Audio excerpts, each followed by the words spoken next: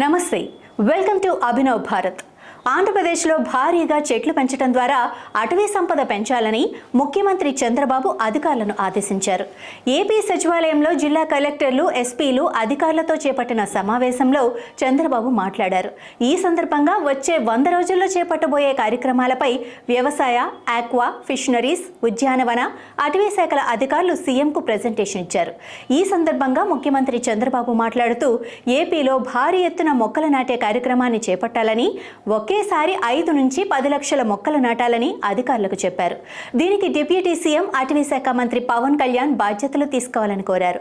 పవన్ కళ్యాణ్ ఆధ్వర్యంలో అటవీ సంపద పెంచిన తర్వాత ఆహ్లాదకరమైన వాతావరణంలో అందరం వనభోజనానికి వెళ్దామని సమావేశంలో అధికారులు, మంత్రులతో చంద్రబాబు అన్నారు. ఫుడ్ హ్యాబిట్స్ మారుతున్న కొద్దీ ప్రొడక్షన్ హ్యాబిట్స్ కూడా మార్చుకోవాలని, 20 లక్షల హెక్టార్లలో 20 లక్షల మంది రైతులతో ప్రకృతి వ్యవసాయం దిశగా ముందుకు వెళ్దామని అన్నారు.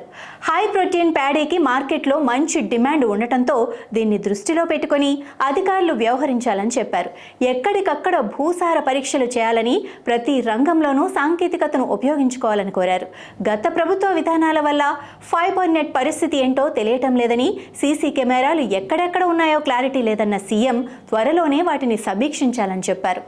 నాయకులారా, మీ పనితనం మీ అధినాయకులకు తెలియజేయాలనుకుంటున్నారు. ప్రజలారా, మీ సమస్యలను మీ నాయకులకు తెలియజేయాలనుకుంటున్నారు. ప్రజా సమస్యల పరిష్కార వేదిక మీ అభినవ్ భారత్.